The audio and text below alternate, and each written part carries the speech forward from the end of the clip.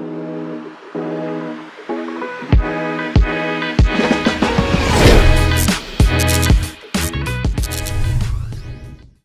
to Feral Mr. Nice Guy.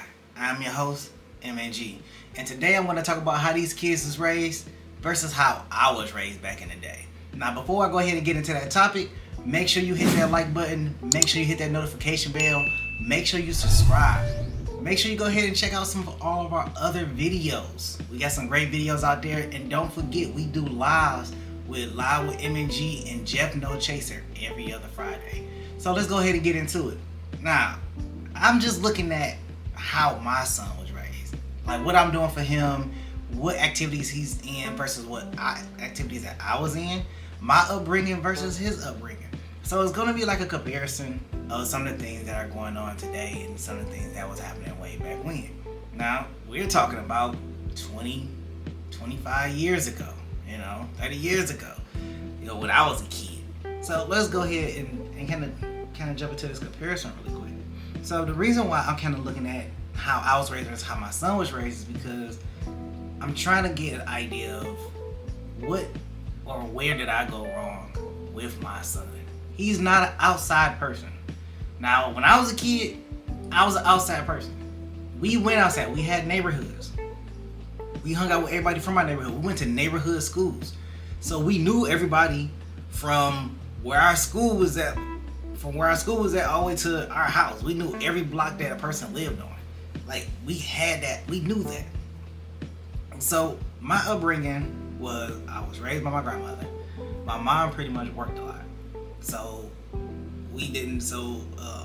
I'm not gonna say I didn't have a lot of time with my mom, but I can remember a lot of things with my grandma and my auntie because they were the ones around. My mom was out there grinding and doing everything she could to make sure that I had the things that I needed, which I appreciate that.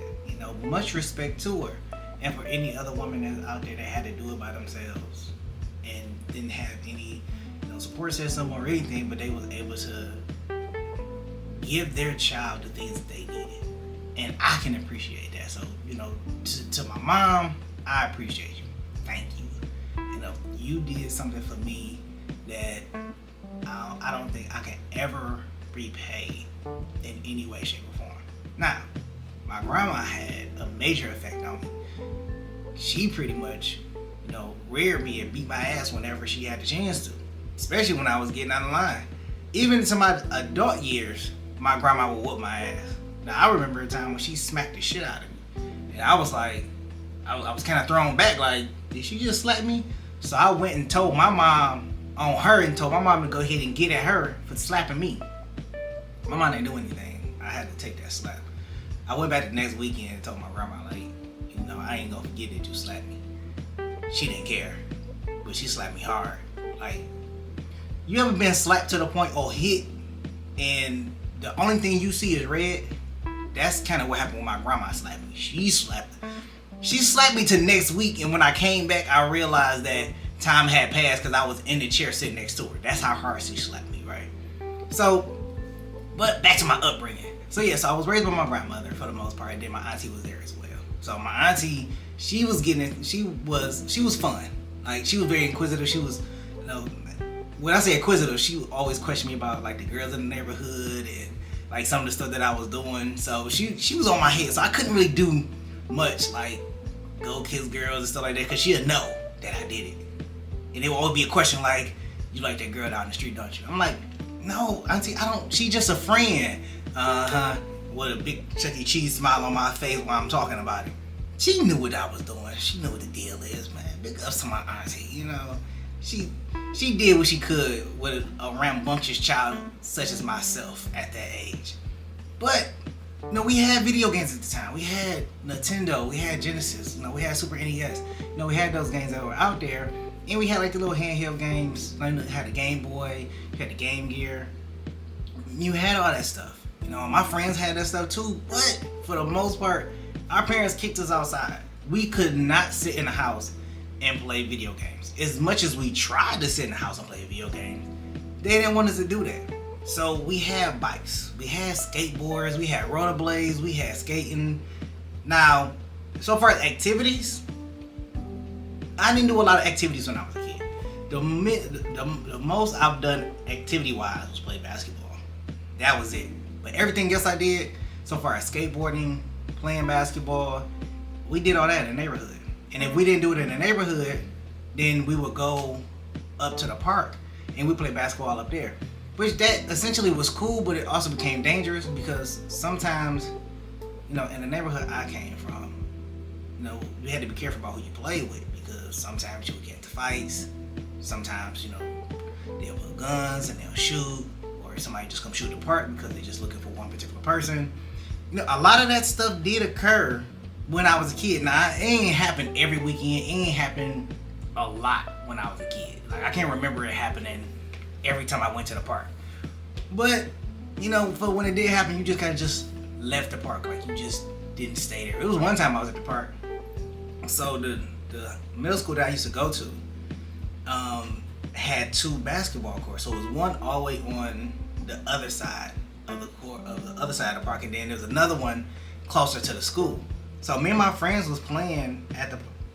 this is the difference between the upbringings. So, me and my friends was playing at the one park, and so other guys was playing at the other park, and we were like, we just started hearing like gunshots. So we looking and we see a car aimed at, aiming guns at the park, at the court that's like down the street, and they're just shooting and stuff like that. So we just like, dang. So everybody at the court that we were at ended up running, and everybody ended up running. But it was, that's kind of the stuff that, that's kind of a poor example. But it's a real story though. Like that's kind of what happened. Like that's kind of like some of the situations that I've been through. And I'm sure everybody has been through a situation where there's somewhere and somebody just started shooting just out of nowhere. I've been downtown at a place where you couldn't bring guns in, and people down the street get into an altercation. Next thing you know, you hear gunshots. It happens. Whatever. Like, it happens. So, but my upbringing, it was, for me, I believe it was wholesome. There were some tough times. There was some change in scenery. By the time I was 12, we moved from my grandmother's house and we ended up getting into our own apartment and everything, and then eventually we ended up getting into the house. So, that changed the dynamic as well so far in my upbringing, because by the time I got into high school, I kind of was like, I don't know, I kind of was feeling myself in high school, so it was kind of different for me. Now, for my son, based on my upbringing, I didn't have my father. When I was growing up, me and my father didn't get back together and hang out until I was like 19 years old. So for my son, I know I wanted to be in his life. So when I looked at what I wanted his upbringing to be, his had to be completely different from mine. Now, one thing that happened in my son's upbringing that didn't happen in mine is that my son actually lived in a shelter at one point in time, which was no direct influence on me. Well, not direct influence, but it wasn't because of me for why he was in the shelter. Like, that wasn't the reason why he was in the shelter. It wasn't because of me. I knew he was in the shelter, or when I found out he was in the shelter, that's when I proceeded to go ahead and take custody of him. So, but I wanted to make sure that his upbringing was way different from mine. So I wanted to make sure that he was in activities that was geared to his growth and discipline. And some of it has paid off, with him being 17 now. So I had him in Junior Optimist Club so he can build social skills and he can build leadership skills, networking skills, conversation skills, or communication skills. And he kind of just talk to people and have meet like-minded people outside of his neighborhood, meet like-minded people outside of his school. And I think that's what these activities do when you put your kids in all these activities, because they get to know people that's outside of their immediate family, outside of their immediate friends. And I think that's essential. I think that's really important to be able to know the background of people from other schools, from other neighborhoods. My son has friends, he made friends in Canada from being in Junior Optimist Club. He was in a math program down at Wayne State. So from that math program, he also worked there too. So he was a student for 2 summers, and then he had worked there for 1 summer. And he did that. And from there, he met friends from all the schools across like the Detroit area, which was like pretty awesome. Like I didn't even know he was gonna like, cause my son's a little reserved sometimes, so he doesn't like to be bothered. He has my personality. Like he's really laid back, reserved, kind of like don't want to be bothered. Not really too much of an extrovert. He like to kind of scope out the scene and see how things kind of play out before he intervene or kind of get in and kind of like meet people. But then also people kind of gravitate to him as well because of his personality. So it's kind of funny looking at him grow up with some of these friends, and the friends that were still cool with him, the friends that are not cool with him, and then to look at his demeanor now versus when he was growing up, and I'm just like, man, he has so much of my personality. He just like people just gravitate to him. Like he's just that type of kid where everybody just kind of gravitate to him. He's just sitting there just like, well, okay, whatever. Everybody just be like, oh, you're so cool and stuff like it's interesting because I'm kind of like the same way. Like I would sit back and watch the scene and and watch how things kind of play out before I kind of jump in or whatever or whatnot. So, but so the only activities that I was in high school, I was in a Rewarded Youth Achievement program. I did a program at Wayne State where we was able to get jobs and everything. So that was pretty cool. So I knew from my experience with being in activities what it had awarded me from being in those activities, and I in turn put my son in those activities so he can have the same, if not more, experiences that I had. And then it helps grow him, and he becomes more captivated with a lot of things that happens or occur or whatnot. So I was really excited when he joined chess club. I seen him play chess, and he joined chess club, and now we play chess together. We make like one move, every few hours or one move a day, and the game kind of goes for like 2, 3, 4 weeks, maybe a month or so, before we actually finish the game. And I went on the Black College tour, and I went to go see all the black colleges. And my son, because it's post-COVID, they didn't do the Black College tour, but they did like a Black College Expo, which was actually pretty cool too. So we actually went to the Black College Expo, and he was actually able to go and view all the different colleges and get options and everything. And that's kind of the difference between what I had when I was growing up and what my son had when he was growing up, because I made sure I let him know that he had a lot more opportunities than I was presented when I was a kid. Now, certain opportunities were presented to me, but because I was a little stubborn when I was a kid, so there wasn't, when they presented opportunities, kind of like, I don't really want to do that. It's not something that I was into. Somebody suggested that I go to the military, but I didn't see the benefit of going to the military because my mindset was always, I don't want to fight another man's war. That was my mindset. For my son, I told him, I was like, well, here's the benefit of being able to go to the military, I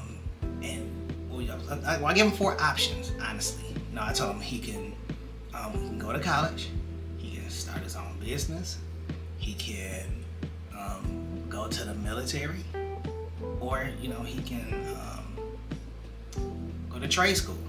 So I gave him those 4 options. And the reason why I gave him those 4 options is because college is not for everybody. The military is not for everybody. Trade school is not for everybody. Only thing I didn't want him to do was just work a regular job and just kind of be out in the world and find trouble. That's kind of what happened to me. That's how he got here. I was out in the world and I found trouble, and I ain't found trouble. I found trouble too. I found trouble and I found a woman, and the rest is history. But I made out well for myself, and it's because of him that I made out well for myself, because I had my son and realized that I needed to present and bring something more to the table than just working a job making $17, $18 an hour, working midnights, no education, nothing else really going for myself. At the time I was essentially living in my mama's basement. Like, I was that person in my mom's basement. So from my upbringing, I didn't have really too many investments. Like, my mom was always working, so didn't nobody really invest the time in my dream. So my dream was to be a basketball player.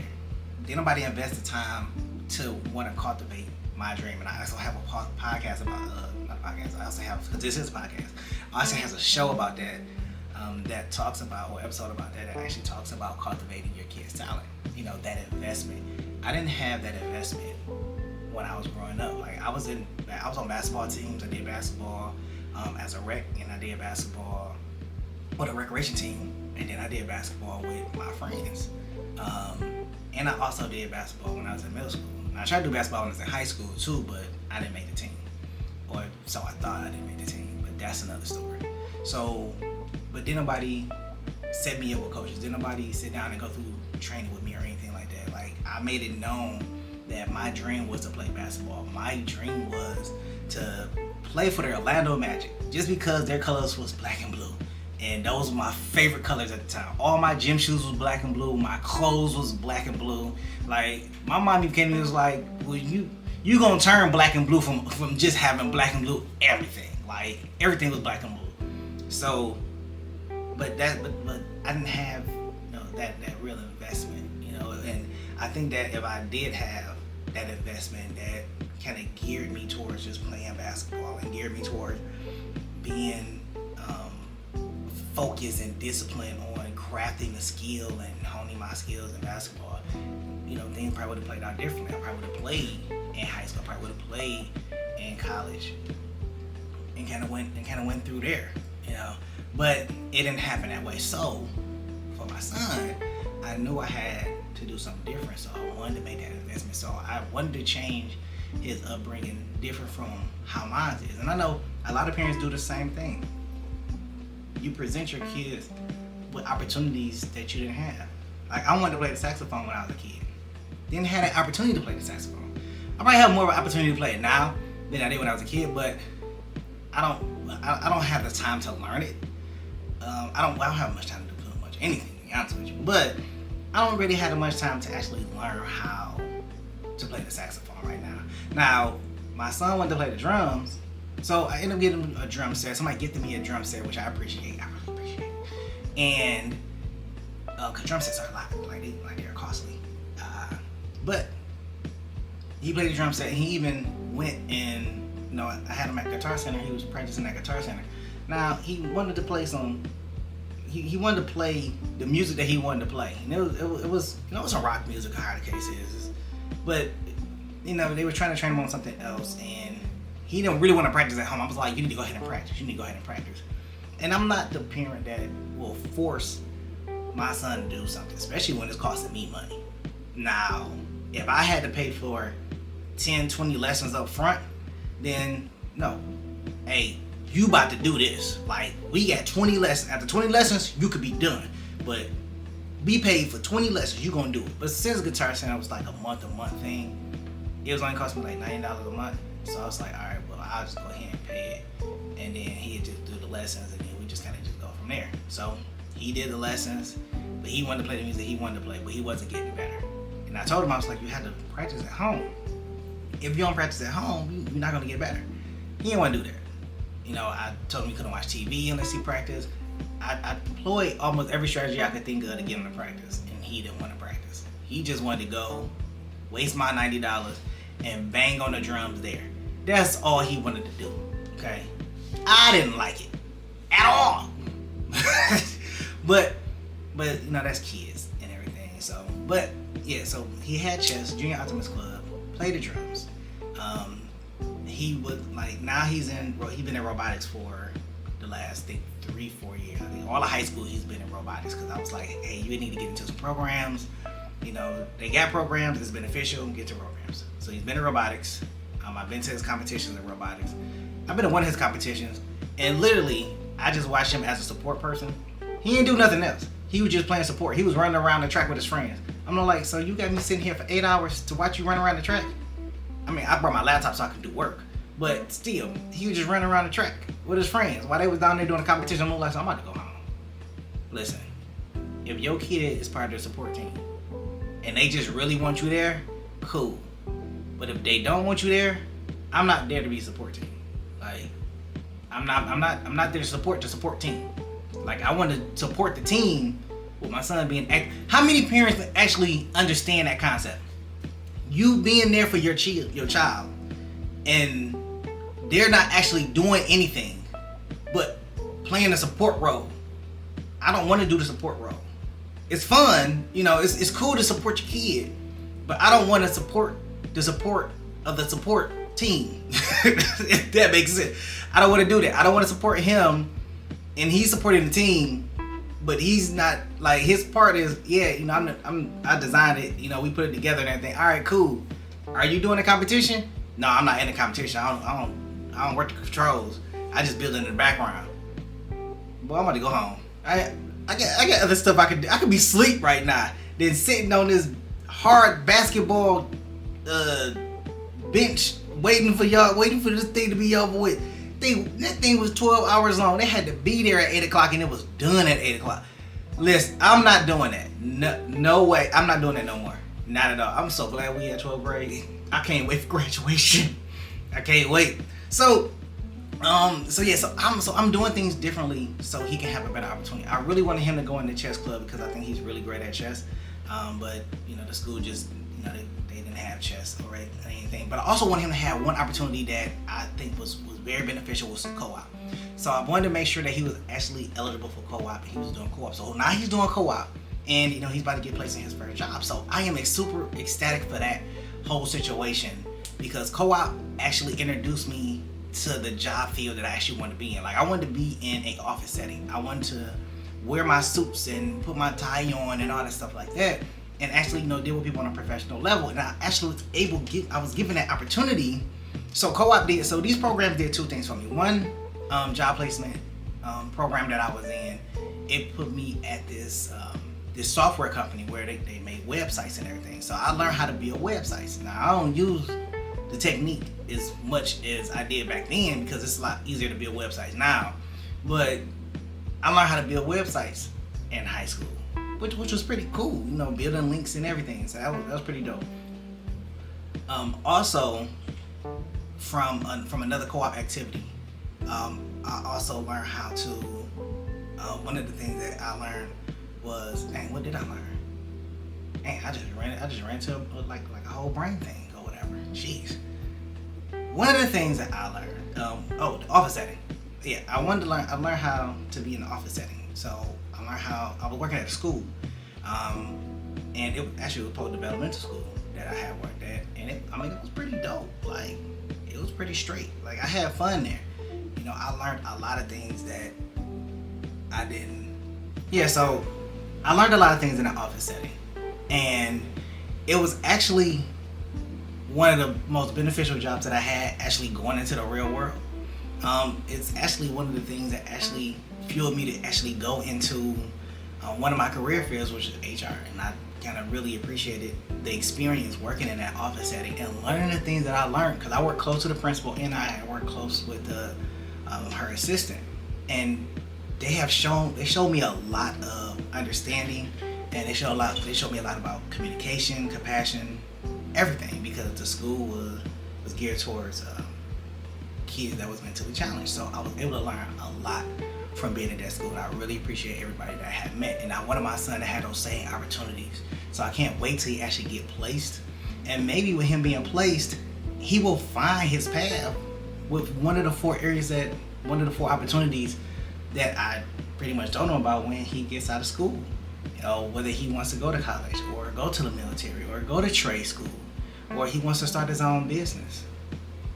It will be essential for him to go out and explore, be an entrepreneur, meet people, network, and do all the things that I had did, but I ended up either doing at a later date because I had a child, or I was on my way to doing before I had a child. So I wanted to make sure that I invested in who he was. I wanted to make sure that I invested in his dreams. When he decided that he wanted to go into a computer animation, I was there. I said, hey, we can go ahead and do these activities. We can go ahead and be part of these programs.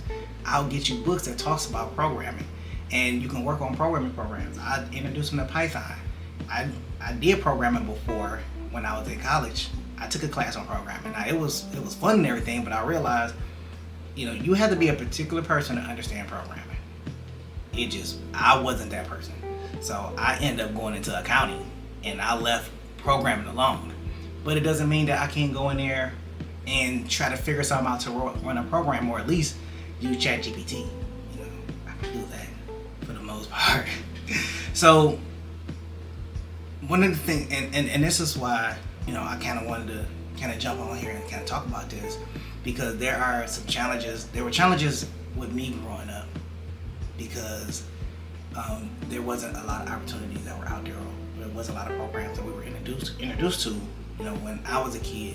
And then the challenges out here are different because now we have social media and we have all these other distractions that are out here, and, you know, trying to keep your kid on the straight and narrow.